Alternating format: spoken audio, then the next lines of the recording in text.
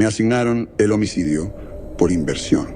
No fue así como lo llamaron en el informe oficial. Claro, el cuerpo diplomático tiene talento para el lenguaje neutro. Para ellos era el incidente 7 Sigma, la defunción inexplicable del principal Cortés. Pero yo había visto las imágenes preliminares y conocía un término más preciso. Una inversión. Un giro limpio, de adentro hacia afuera. La lanzadera de transferencia se desacopló, sus abrazaderas magnéticas liberándose a través de la ventana. El correo diplomático Stellatus colgaba contra el negro profundo. No era hermoso. Había sido diseñado por mi oficina. Y nosotros no hacemos cosas hermosas. Era un ala delta sin costuras de un material negro obsidiano. Una forma construida para ser una ecuación, no una nave. No tenía ventanas, ni puertos visibles, ni adornos cosméticos. Su propósito era ser una burbuja perfectamente autónoma de realidad. Una cámara acorazada para transportar un solo activo de alto valor. Era la nave insignia de mi protocolo Égida, un conjunto de seguridad que yo mismo había diseñado y al que había ligado mi reputación. Se anunciaba como impenetrable. El piloto de la lanzadera, un hombre cuyo nombre no me había molestado en aprender, permaneció en silencio. Sabía quién era yo, Rodrigo Mena, arquitecto de seguridad principal. El hombre al que llaman cuando un sistema no solo falla, sino que rompe las reglas de su propia existencia. El asesinato del embajador Cortés no era solo un fallo de seguridad. Era una ejecución pública de la obra de mi vida. Un tono indicó que habíamos atracado. Llegamos, arquitecto Lozano. Lo sé, respondí, ya desabrochándome el arnés. La esclusa de aire se abrió hacia el centro de mando del Stellatus. La luz era indirecta, emanando de largas hendiduras donde las paredes se encontraban con el suelo y el techo, creando un ambiente sin sombras, donde todo se sentía expuesto. No había polvo. La nave era un testimonio del orden. Y en el centro de ese orden estaba la paradoja. El embajador Cortés estaba sentado en el trono de mando central. Su uniforme estaba impecable. Sus manos descansaban sobre los reposabrazos. Su expresión era serena.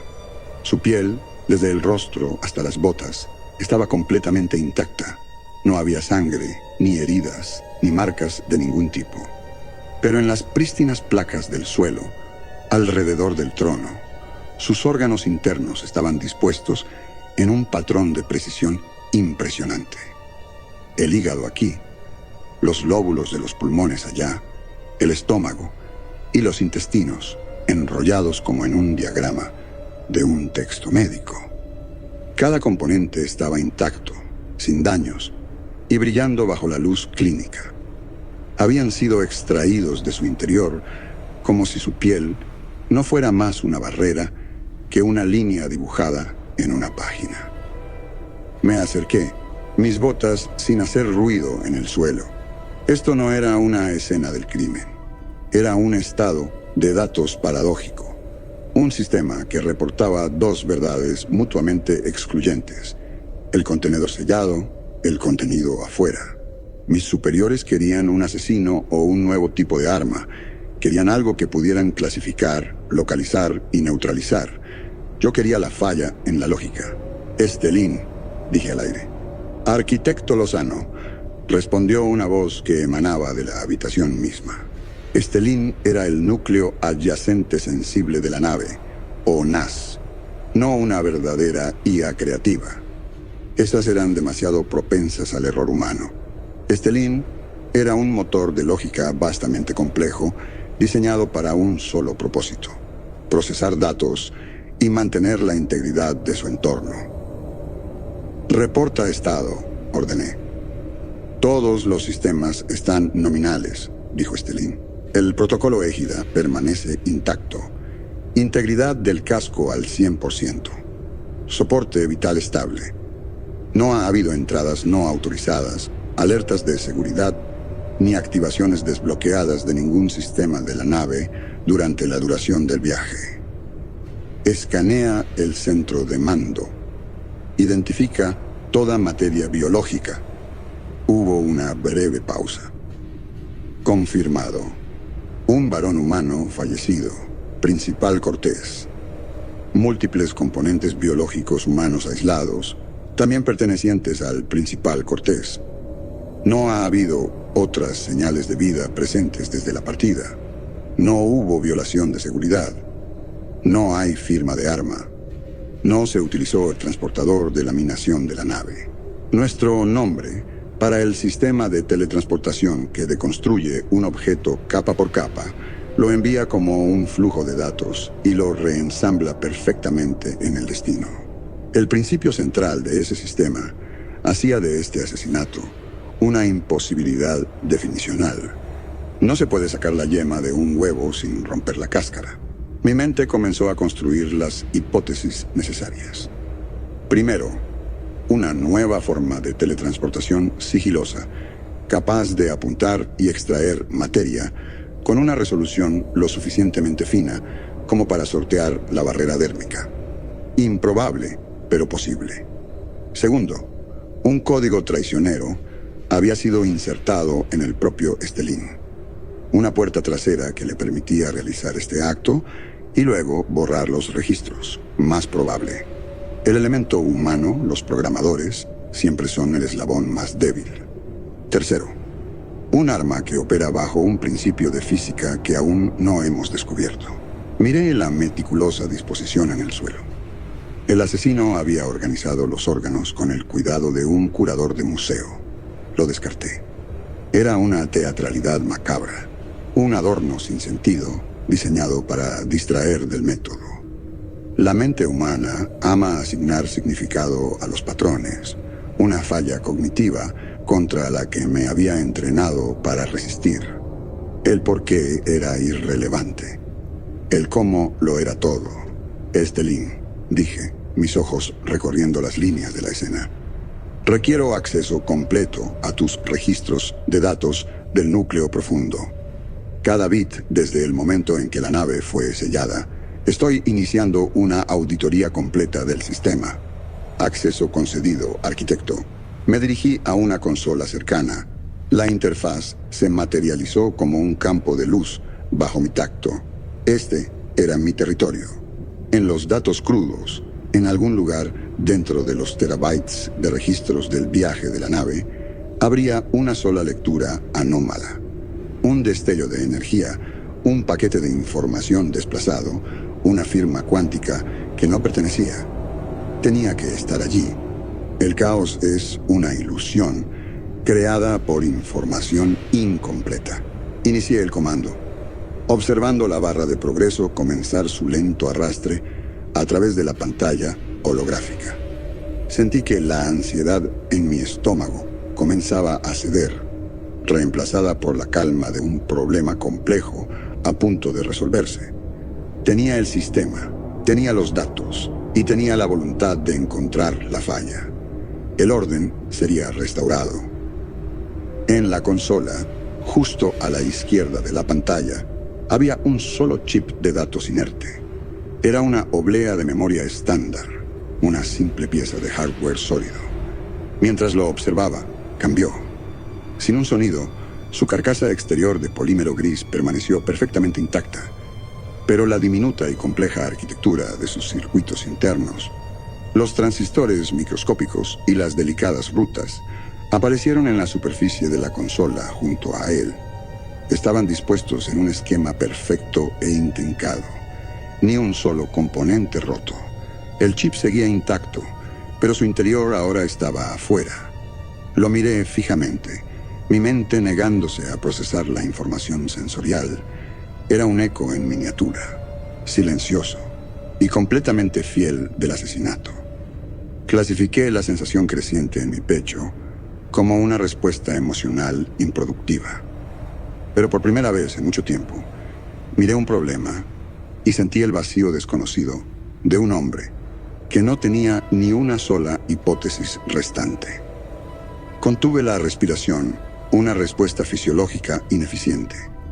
Mi atención permaneció en el chip de datos y sus entrañas desmontadas, dispuestas como un sacrificio sobre el cristal oscuro de la consola.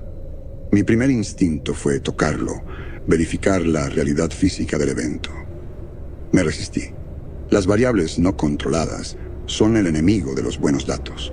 Mi mente corrió, construyendo y descartando explicaciones con rapidez frenética. Una oleada de energía localizada desde la consola.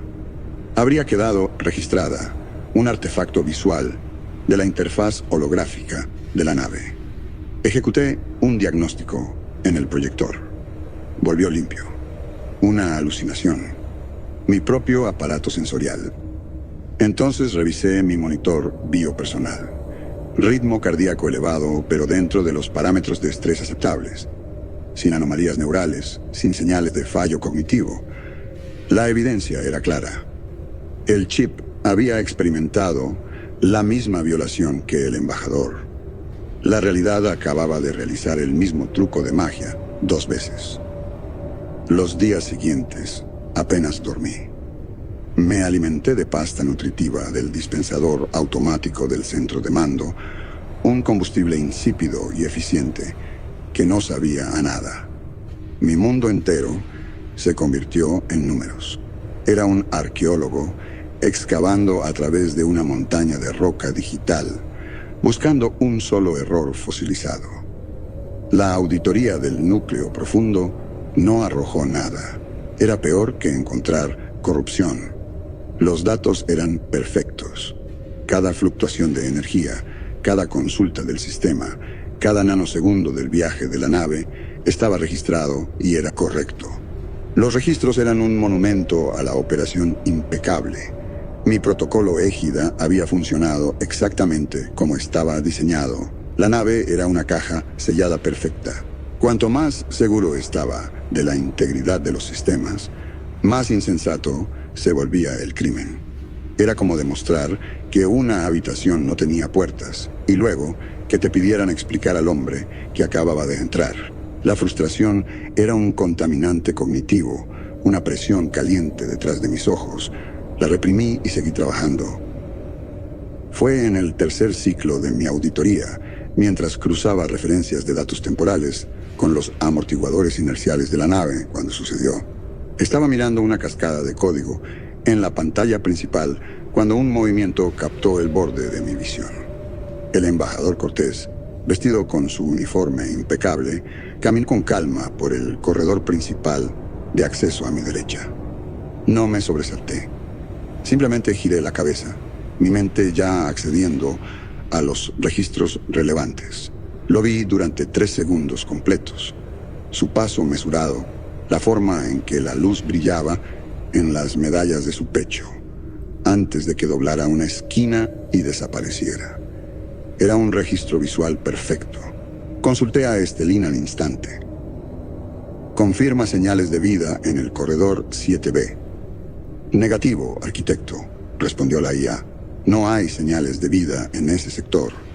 No ha habido señales de vida. Mi propio monitor bio registró un pico de adrenalina, una anomalía visual inducida por el estrés, un sueño despierto provocado por el agotamiento. Era la única conclusión lógica. Mi propia mente, el elemento humano, se estaba convirtiendo en el componente más poco fiable del sistema. Era un pensamiento humillante. Un canal prioritario anuló mi consola. Un icono floreció en el aire, el sello del Cuerpo Diplomático de Operaciones Especiales. Era mi superior, el director Garrido. Su rostro se materializó, afilado e impaciente. Lozano, tu informe está retrasado. Necesitamos un culpable. ¿Fue un operativo signante? ¿Un activo corporativo de las colonias exteriores? Dame un objetivo. Mi investigación está en curso, director, respondí. Los datos son inconsistentes. Inconsistente no es una respuesta aceptable, espetó Garrido. La Unión ya está usando esto como señal de inestabilidad del consorcio. Necesito un asesino para culpar, no un problema de física. Encuéntrame un fantasma en la máquina, Lozano, y hazlo para ayer. La conexión se cerró, dejando silencio a su paso. Encontrar un fantasma en la máquina. La frase, dicha como figura retórica, cayó como una piedra. Garrido quería una respuesta simple y lógica, pero la lógica había fallado. Y cuando tus propias herramientas fallan, tienes que encontrar otras nuevas, incluso si tienes que sacarlas del montón de basura de la herejía científica. Ordené a Estelín que abriera un canal a los archivos académicos principales. Comencé a buscar teorías marginales usando palabras clave que habría despreciado una semana antes. Extracción no local, delaminación espacial, armamento ontológico. La mayoría era pseudociencia sin sentido. Pero entonces una entrada llamó mi atención. Un artículo enterrado en lo profundo de una revista defunta de física teórica, escrito por el doctor Julian Ray. El título era sobre la fragilidad topológica y la permeabilidad volumétrica. Leí el resumen. Proponía que el espacio-tiempo no era uniforme, que tenía puntos débiles, líneas de falla que, bajo ciertas condiciones energéticas, podían volverse temporalmente permeables a realidades de dimensiones superiores. Era una locura, misticismo científico, pero era la única teoría que había encontrado que no solo doblaba las reglas de la física, sino que sugería un libro de reglas completamente diferente.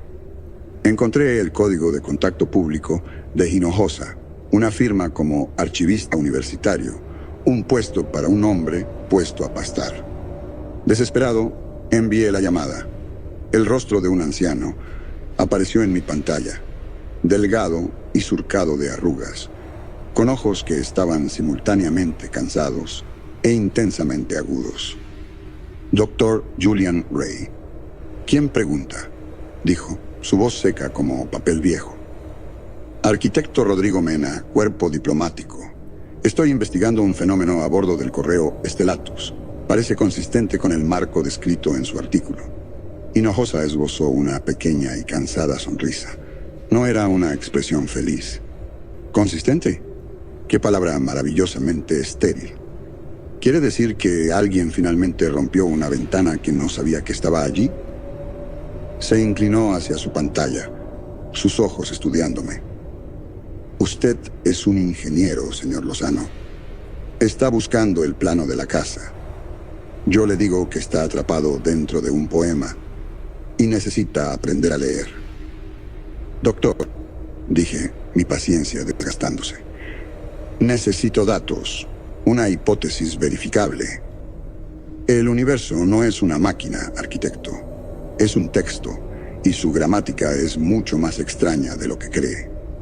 Está lidiando con un pliegue, un derrame topológico, un lugar donde la pared entre nuestra realidad y otra se ha vuelto delgada.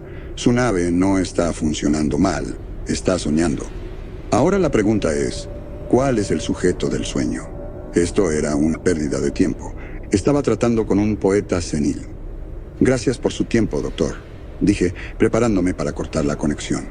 No busque al asesino, señor Lozano, dijo Hinojosa, su voz deteniéndome. Solo perderá la mente. Mapee el sueño. Deje de intentar depurar la nave y comience a observar su nuevo comportamiento. La arquitectura es su único dato confiable ahora. Observe cómo cambian las habitaciones. Cerré el canal. Mi propia ira como un rubor caliente en mi piel.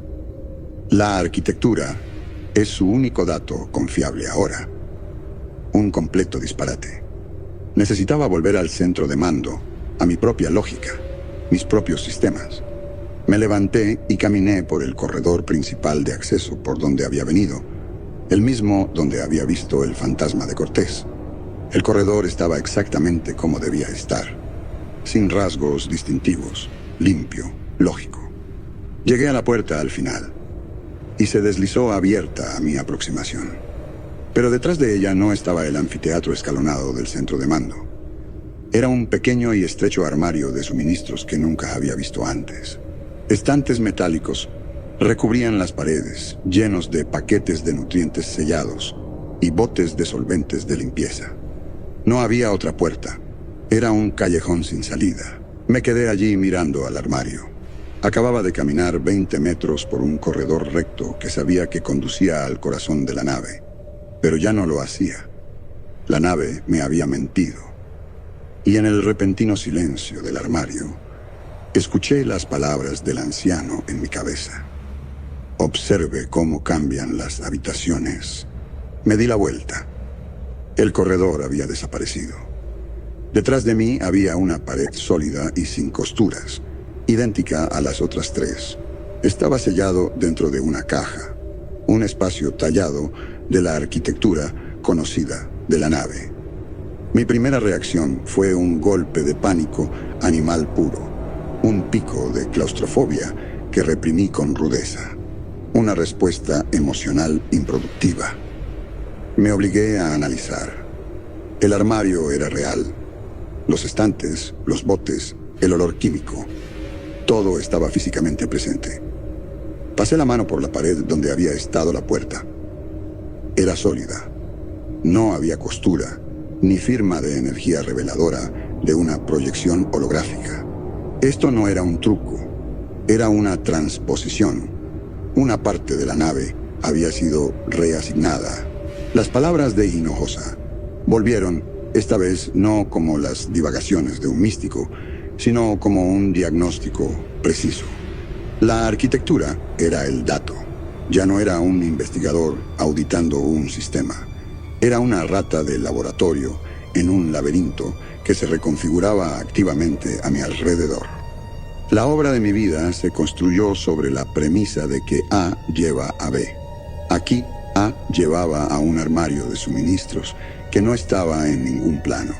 No tenía opción. Si las rutas estándar no eran confiables, tenía que usar las arterias de la nave. Encontré el panel de acceso a los tubos de Jeffries, la red de espacios angostos de mantenimiento que entrecruzan la superestructura del barco. El panel se abrió, revelando un túnel oscuro y estrecho, lleno de conductos aislados y cableado de fibra óptica. El silencio clínico de las cubiertas superiores dio paso al zumbido visceral de los sistemas de energía de la nave. Era un espacio que conocía por los esquemas, pero que nunca había tenido la intención de entrar. A gatas comencé a arrastrarme. El viaje fue un proceso lento y agonizante de navegación por memoria. Mi objetivo era una caja de conexiones cerca del núcleo de ingeniería, donde podría anular manualmente los sensores internos y obtener una imagen verdadera del diseño actual de la nave. Doblé una esquina en el tubo y me congelé. 10 metros adelante, iluminado por una sola luz de mantenimiento, un hombre con un mono de ingeniería estándar estaba agachado, de espaldas a mí. Trabajaba en un panel de acceso abierto, el mismo al que me dirigía. Por una fracción de segundo, mi mente se inundó con algo que no había sentido en días. Alivio, una explicación humana, un polizón, un saboteador, un problema tangible que sabía cómo resolver. No se mueva, dije, mi voz plana y autoritaria. Identifíquese. No está en el manifiesto. El hombre no se volteó, murmuró, su voz cansada y apagada por el espacio confinado. Sí, casi listo. Solo estoy ejecutando la verificación en cascada final. Me iré antes de que selle para la partida. Manoseó una herramienta y una llave hidráulica cayó al suelo metálico. El sonido era real. El hombre era sólido, pero sus palabras golpearon una cuerda de puro terror. Antes de que selle para la partida. Eso había sido días atrás. ¿Qué dijo?, pregunté. El hombre me ignoró como si no hubiera hablado. Terminó su trabajo, cerró el panel con un clic satisfactorio y luego dijo con la misma voz cansada: Sí, casi listo. Solo estoy ejecutando la verificación en cascada final. Me iré antes de que selle para la partida. Manoseó una herramienta invisible en su mano. El mismo sonido de la llave hidráulica cayendo al suelo resonó en el tubo estrecho, pero esta vez no había caído nada. Observé paralizado, mientras los bordes de la figura comenzaban a perder su nitidez, volviéndose borrosos y momentáneamente translúcidos. A través del torso del hombre podía ver el complejo haz de cables de la pared del conducto detrás de él. Era una grabación perfecta de un momento. Un fantasma hecho del tiempo mismo. Repitió su línea, sus acciones y el sonido fantasma de la herramienta cayendo. Atrapado en un bucle tetradimensional, mi mente, saliendo de su parálisis, hizo lo único que sabía hacer. Consultó el sistema. A través de mi comunicador personal, hice que Estelín buscara en los registros de mantenimiento previos al vuelo. Palabras clave. Verificación en cascada. Sellado final de partida. El resultado volvió al instante. Un paquete de datos enviado directamente a mi interfaz neural. Era una sola entrada. Diagnóstico final en cascada, registrado por el técnico de segunda, Samuel Jiménez. Estado incompleto. El técnico no cerró sesión. Samuel Jiménez. El eco tenía un nombre y una razón burocrática documentada para estar aquí. Era un técnico de bajo nivel, accidentalmente sellado dentro. Un fallo menor no documentado. Un error de redondeo en los registros de personal del mismo protocolo égida que yo había diseñado. El horror cósmico de repente tenía una base en un error burocrático mundano. Este fantasma no era solo un síntoma del pliegue. Era una acusación. El sistema perfecto que había construido estaba defectuoso desde el principio. Retrocedí lentamente. El hombre, el eco, parpadeando en su bucle una y otra vez. La nave no era solo un contenedor para un solo crimen. Era un espacio embrujado, una tumba donde múltiples capas de la realidad se estaban descomponiendo a la vez. Esto lo cambiaba todo. No solo estaba lidiando con un peligro ambiental, me estaban observando. La sensación se solidificó mientras me arrastraba lejos. Una persistente e inquebrantable sensación de ser observado, no por una persona, sino por el mismo espacio a mi alrededor. La geometría del tubo me estaba mirando. Como para probar el punto, la herramienta que llevaba, un simple destornillador magnético, se levantó de mi cinturón. Flotó en el aire frente a mí, suspendido. Luego, con una precisión silenciosa, se desmontó.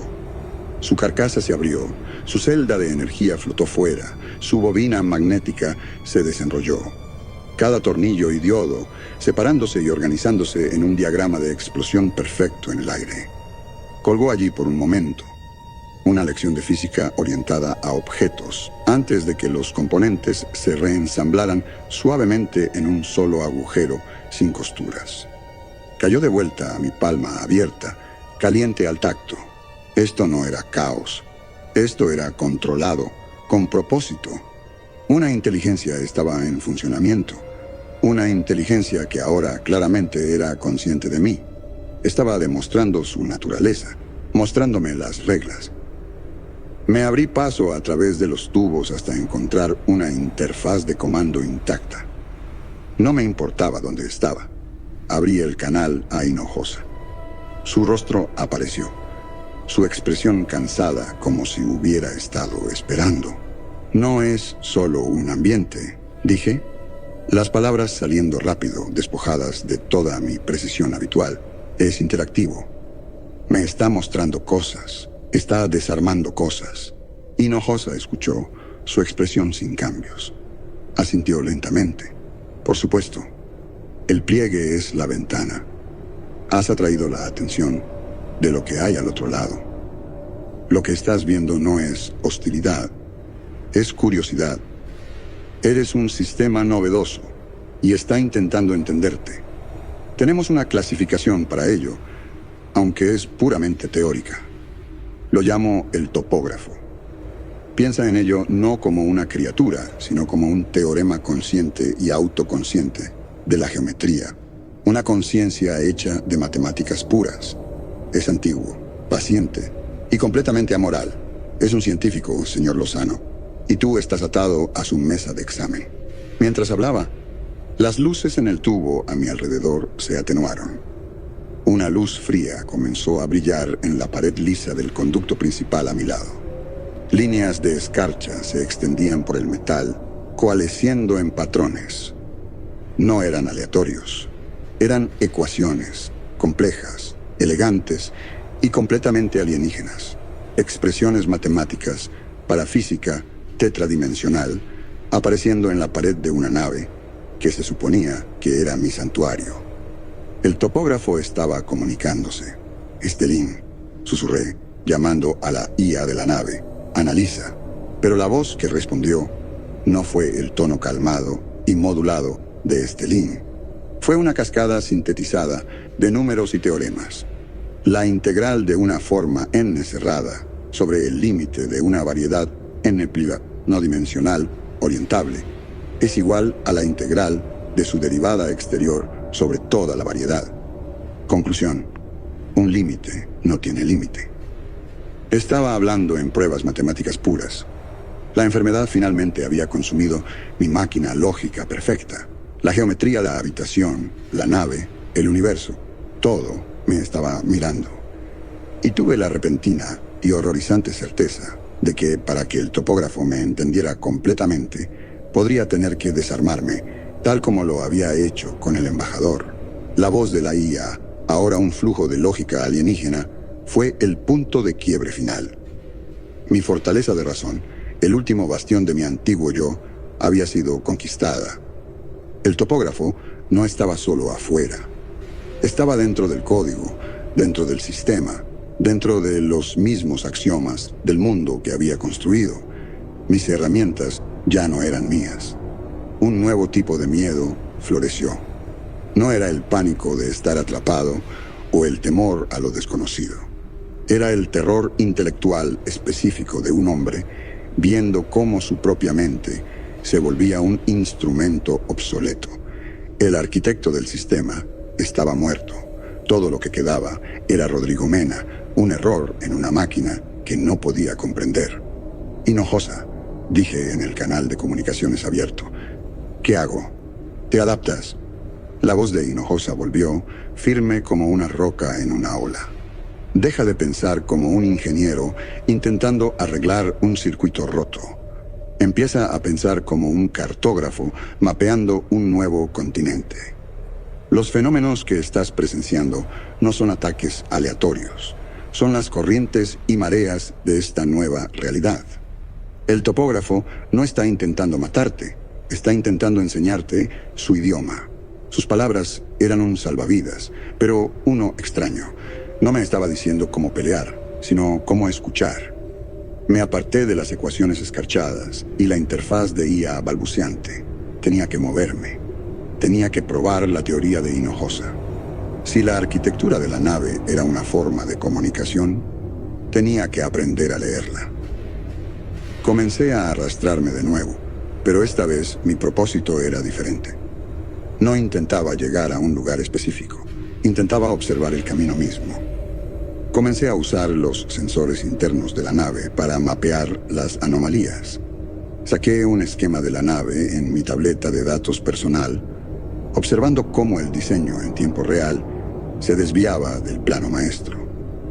Los corredores se estiraban, las habitaciones migraban, secciones enteras desaparecían momentáneamente de los sensores antes de reaparecer en otro lugar. Era como ver respirar a un ser vivo. Y lentamente comencé a ver un patrón. Los cambios respondían a mi presencia, a mis movimientos. El laberinto me estaba viendo resolverlo. Encontré un nuevo camino de regreso a las cubiertas superiores, emergiendo en un amplio salón de observación en el que no había estado antes. La ventana principal, una pared de negro sin costuras, debía mostrar el campo estelar afuera. En cambio, mostraba una carta estelar tridimensional. Pero las constelaciones estaban mal. Estaban cambiando, reconfigurándose en diagramas topológicos complejos. Botellas de Klein e hipercubos tetradimensionales representados en puntos de luz. Era otra lección, otra oración en el idioma del topógrafo. Caminé hacia el panel de control de la ventana. Mi viejo instinto habría sido apagarlo, intentar forzarlo a volver a su estado predeterminado. En cambio, guiado por la extraña sabiduría de Hinojosa, activé el proyector holográfico. No intenté anular la pantalla alienígena. Le agregué algo. Llamé a un programa simple, una representación de un cubo euclidiano perfecto. Brilló en existencia, flotando frente a la geometría compleja del topógrafo. La reacción fue inmediata. El hipercubo en la pantalla detuvo su rotación.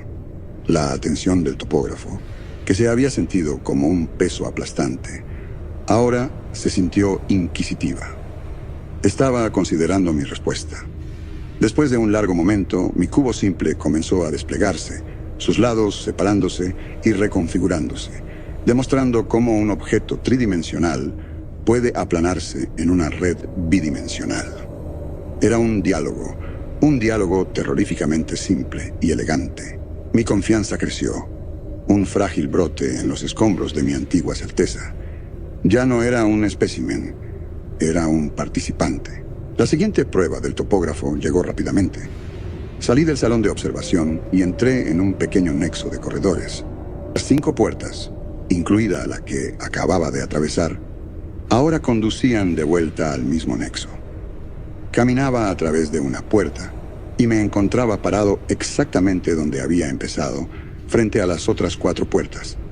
Era un bucle espacial perfecto, una trampa. Mi primer pensamiento fue frustración pura, pero lo reprimí, recordando la lección. No era una prisión, era un problema, un acertijo planteado en el lenguaje de la geometría. Me paré en el centro de la habitación, cerré los ojos y me concentré en la sensación del espacio, la sutil incorrección de él. El topógrafo había evitado el espacio tridimensional para conectar estas puertas, pero la conexión tenía que existir en algún lugar, una costura, un pliegue en la tela. Recorrí la habitación, pasando la mano por las paredes donde las puertas se encontraban con el marco. En la 5ª puerta, sentí una diferencia de temperatura mínima, casi imperceptible, una línea de frío no más ancha que un hilo. Era la puntada conceptual que sostenía el bucle. Concentré toda mi atención en esa línea de frío, en la idea de la costura. Di un paso, no a través de la puerta, sino hacia ella, apuntando al suelo mismo. Por un instante desorientador, el mundo se disolvió en una mancha de color y luz. Sentí una sacudida desgarradora, y luego mis pies estaban en suelo sólido. Estaba parado en el centro de mando principal. El cuerpo del embajador Cortés y sus órganos perfectamente dispuestos estaban exactamente como los había dejado. Había resuelto el acertijo. Jadeando, abrí el canal de comunicaciones de nuevo. Hinojosa, lo logré. Resolví su trampa. Bien, dijo Hinojosa. Había una nueva nota en su voz. No respeto, quizás, pero la satisfacción de un maestro cuyo estudiante finalmente ha entendido un concepto difícil. Estás aprendiendo a ver el mundo como es, no como deseas que sea. Pero la curiosidad del topógrafo solo se profundizará. Querrás saber más sobre el sistema que eres tú. Sus pruebas se volverán más íntimas. Para modelarte completamente, necesitará conocer tu estructura. La implicación era horriblemente clara. Querría desarmarme. Debe haber una manera de detenerlo, dije. Hubo una larga pausa del lado de Hinojosa. No puedes luchar contra un huracán, arquitecto. Solo puedes encontrar refugio. No puedes superar en lógica a un ser hecho de lógica. Pero cada sistema, no importa cuán complejo, tiene limitaciones definidas por su propia naturaleza. Sus fortalezas son sus debilidades. Su perspectiva es su prisión. Hizo una pausa nuevamente, y las palabras que siguieron cambiaron el curso de mi vida. Una entidad que existe en 4 dimensiones sería conceptualmente ciega a un plano bidimensional perfecto. Le falta el eje para percibir la verdadera planitud. La idea chispeó en mi mente, un relámpago en la oscuridad. Era un cambio de paradigma. No podía luchar contra ello en su mundo. pero podía crear una condición en la mente a la que fuera ciega. Mis habilidades como arquitecto de sistemas, mi conocimiento íntimo y obsesivo de campos de energía, propagación de señales y proyección holográfica, de repente no eran obsoletas, eran la clave. Sabía lo que tenía que hacer. Era una táctica de pensamiento lateral desesperada, un plan nacido de una fusión de la poesía metafísica de Hinojosa y mi propia lógica de ingeniería despiadada. Una forma de hacerme desaparecer a mí mismo y a toda esta nave. El núcleo era la parte más estable de la nave, una esfera fuertemente blindada en lo profundo de la sección de ingeniería que albergaba el NAS de Estelín. Era un templo a la lógica pura, suspendido en un campo magnético y crioenfriado cerca del cero absoluto. Era el único lugar en la nave donde podía acceder a la distribución de energía y los controles del sistema que necesitaba. Mi viaje allí fue una navegación consciente del sueño. Cuando un corredor se deformaba, esperaba, sintiendo el ritmo del pliegue, y elegía un camino que fluía con la corriente, no contra ella. La atención del topógrafo era una presión constante, un peso silencioso e inquisitivo. Parecía percibir mi nuevo propósito, su observación pasiva, intensificándose como si supiera que me dirigía hacia un acto final y fascinante. Llegué a la entrada blindada de la cámara del núcleo. La enorme puerta de la bóveda, diseñada para resistir el impacto directo de un torpedo, se deslizó abierta a mi comando. El aire dentro estaba helado. En el centro de la cámara, el núcleo adyacente sensible colgaba como una perla negra, su superficie inerte y fría. Este era el único lugar en la nave donde la influencia del topógrafo no había penetrado completamente. Aquí, las reglas todavía eran mías. Accedí a la única consola de mantenimiento. El plan era aterradoramente simple en su concepto, pero monstruosamente complejo en su ejecución. Necesitaba redirigir casi toda la energía primaria de la nave a los docenas de emisores holográficos incrustados en el casco exterior, los diseñados para proyectar símbolos diplomáticos o imitar la apariencia de otras naves. Mientras trabajaba, la presencia del topógrafo se volvió más fuerte, un haz concentrado de observación. Sabía que estaba manipulando los sistemas más fundamentales de la nave. La presión en mi cráneo se intensificó. Sentí una extraña sensación disociativa. Una sensación de mi propia forma física volviéndose delaminada. Un eco fantasma de lo que Cortés debió haber sentido. Mis pensamientos, mis recuerdos, mi propio sentido de identidad se sentían como si estuvieran siendo leídos, no como emociones, sino como patrones eléctricos y lógicos. Era el examen final y más íntimo del topógrafo. Ya no era una caja negra, me estaba abriendo. Trabajé más rápido, mi enfoque absoluto. El miedo era un combustible limpio y frío. Pasé por alto los protocolos de seguridad, desvié energía de los sistemas no esenciales y llevé los emisores mucho más allá de sus límites diseñados. La nave gimió a mi alrededor, la estructura vibrando mientras una energía inmensa era redirigida a través de sus arterias. Sentí un cambio profundo en la tela de la nave. A través de la alimentación de la cámara externa de la consola, vi cómo las estrellas afuera desaparecían. Fueron reemplazadas por un plano bidimensional perfecto, sin rasgos, de luz blanca pura, un campo plano, como Hinojosa lo llamaría. Habíamos envuelto al Stellatus en una proyección 2D perfecta, un estado de ser tan conceptualmente alienígena para una entidad 4D que, en efecto, habíamos dejado de existir desde su perspectiva. El peso aplastante de la observación del topógrafo desapareció. El silencio en mi mente fue repentino y total. Era como si un ruido ensordecedor hubiera cesado abruptamente. No éramos observados, éramos invisibles. Pero el campo no duraría mucho. Solo tenía unos segundos. Con la influencia del topógrafo momentáneamente desaparecida, la programación central de Stellin se reafirmó. El flujo de pruebas matemáticas en la consola fue reemplazado por una sola alerta roja parpadeante. Motor FTL listo.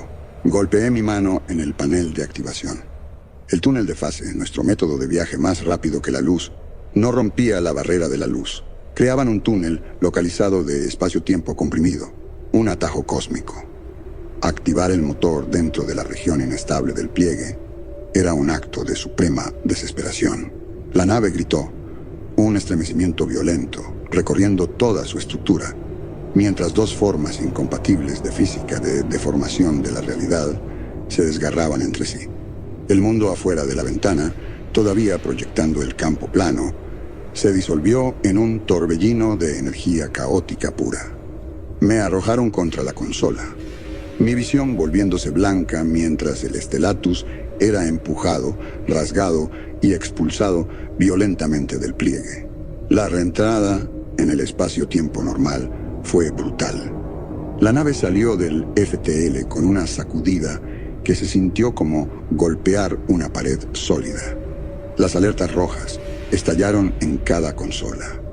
La energía murió. Las luces se apagaron.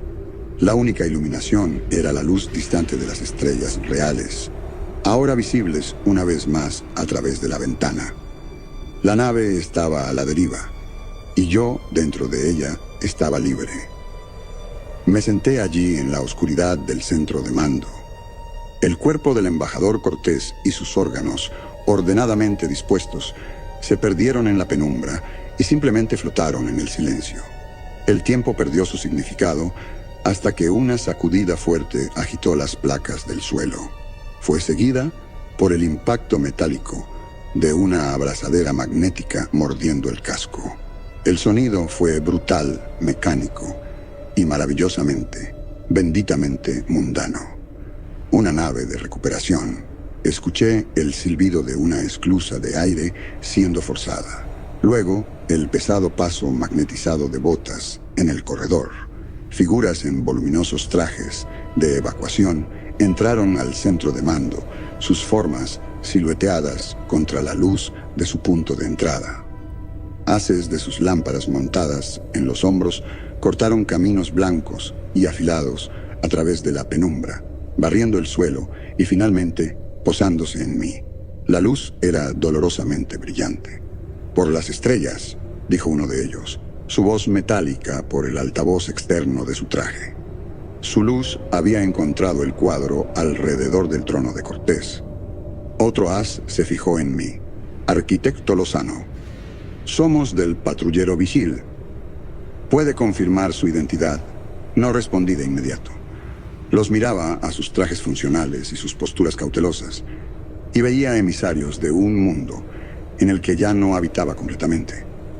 Veían a un hombre en shock, una nave muerta en el espacio, una escena del crimen extraña. No podían ver la verdad gritando en silencio de lo que había pasado aquí.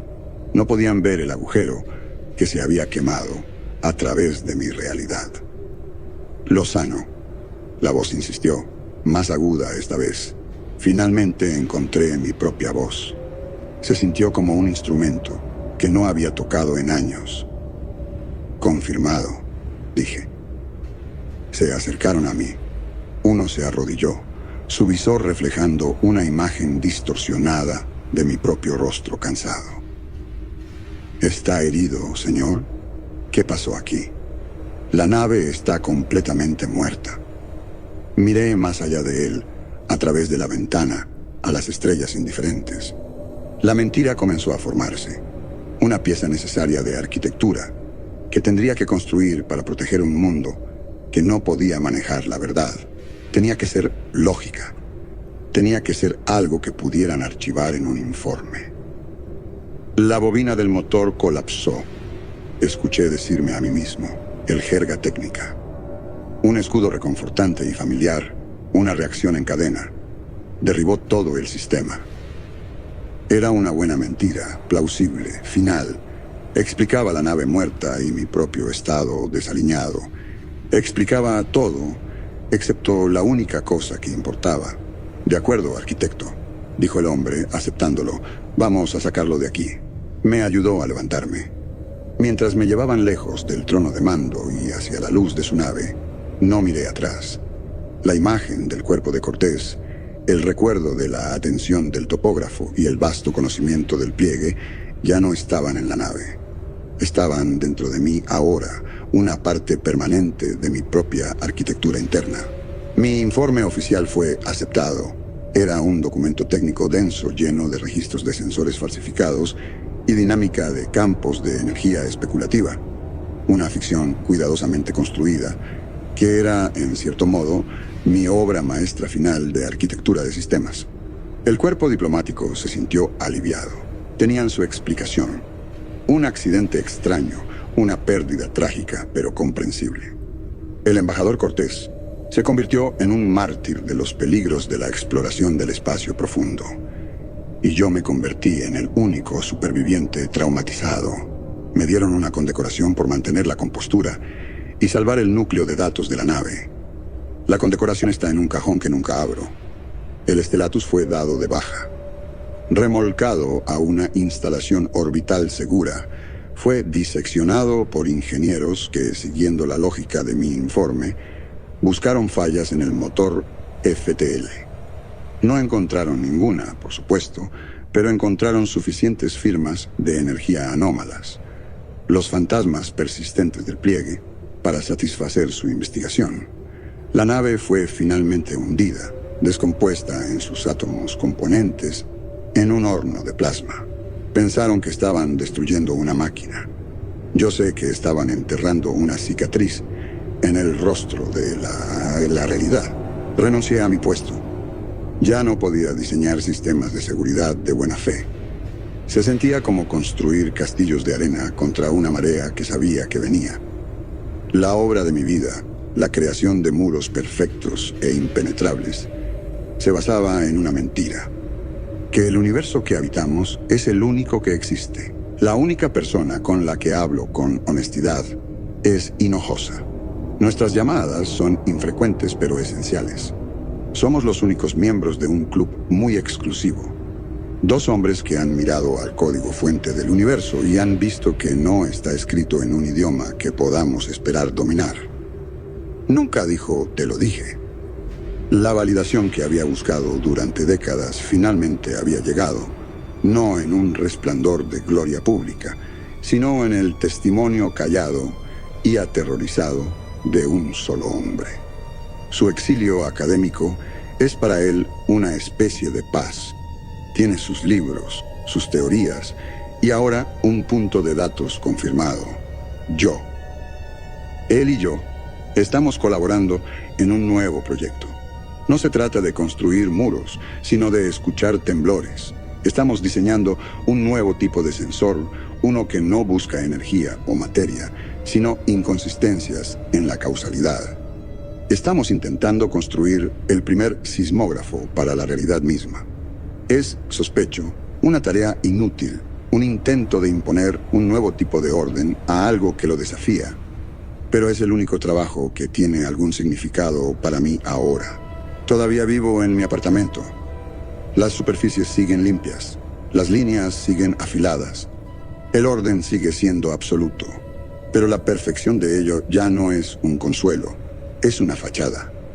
Es una capa delgada de pintura en una pared que sé que es porosa. Miro a objetos simples y sólidos y los veo por lo que son, acuerdos temporales. En mi escritorio hay un pisapapeles, una esfera perfecta de acero pulido. Antes del Stellatus, habría visto su masa, su densidad, su superficie, impecable e intacta. Un simple hecho sólido. Ahora veo un límite. Soy silenciosa y terroríficamente consciente de la otra dirección que no puedo ver. El cuarto eje, una dirección desde la cual alguien podría alcanzar dentro de la esfera y sacar su núcleo, dejando atrás una cáscara hueca que, para todas las apariencias externas, sigue siendo perfecta e intacta. El objeto se convertiría en una mentira, una promesa vacía de solidez. La mayoría de los días, El conocimiento es solo un suave estático en el fondo de mi mente, el fantasma de una IA muerta hablando en números. Pero a veces, como ahora, casi puedo sentir la geometría de la habitación mirándome. Puedo sentir la sublime y paciente curiosidad del topógrafo, una pincelada de atención a través del vacío. Y siento un escalofrío cognitivo, un temblor en los cimientos de mi mundo, un recordatorio de que la membrana entre lo que es y lo que podría ser es frágil y siempre está escuchando.